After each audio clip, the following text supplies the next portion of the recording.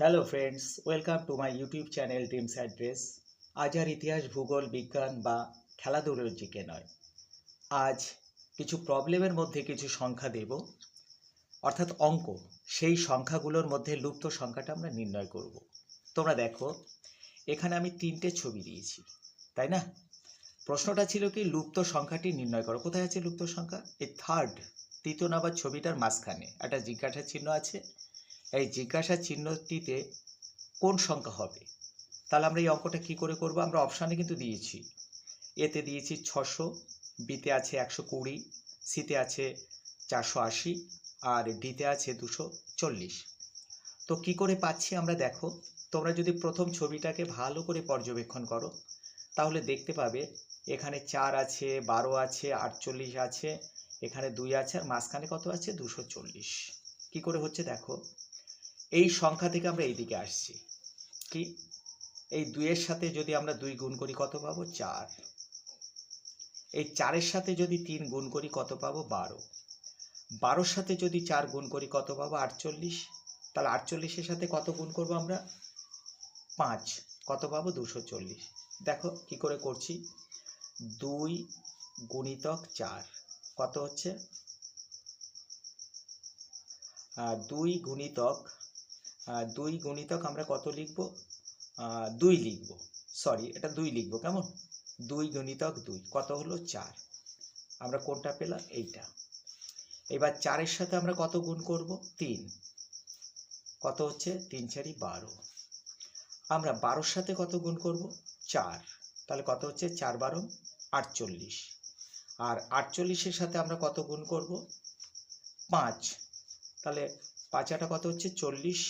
5 8 40, হাতে 4 থাকে, আর 4 5 20, 20 আর 4 24। অর্থাৎ 2 3 4 5 এটা পেলাম। ঠিক এটাও সেইভাবেই আছে। দেখো, 3-এর সাথে যদি আমরা 2 গুণ করি কত হবে? 3 দুগুণী কত? আমি মাঝখানেরটা নিয়ে বলছি। 3 গুণ 2 কত হলো? 6। আবার 6-এর সাথে আমরা যদি 3 গুণ করি তাহলে কত হচ্ছে? 3 6 18। দেখো 18 আছে। তাহলে এর সাথে 2 গুণ করলে পাচ্ছি 6। 6-এর সাথে যদি আমরা 3 গুণ করি 18 পাচ্ছি। আবার 18-র সাথে যদি আমরা 4 গুণ করি তাহলে কত পাবো? 72। আবার 72-কে যদি আমরা 5 দিয়ে গুণ করি তাহলে কত পাবো? 360। অর্থাৎ এই দুটো ফিগারকে আমরা যদি দেখি তাহলে ক্রমান্বয়ে কত দিয়ে গুণ করছি? 2 3 4 5। একে 2 দিয়ে গুণ করছি, একে 3 দিয়ে, একে 4 দিয়ে, একে 5 দিয়ে, এটা পাচ্ছি। ঠিক এটাও তাই, একে 2 দিয়ে গুণ করছি, একে 2 দিয়ে গুণ করে 6 পাচ্ছি, 6কে 3 দিয়ে গুণ করে 18 পাচ্ছি, 18কে 4 দিয়ে গুণ করে 72 পাচ্ছি, আর 72কে 5 দিয়ে গুণ করে পাচ্ছি কত? 360।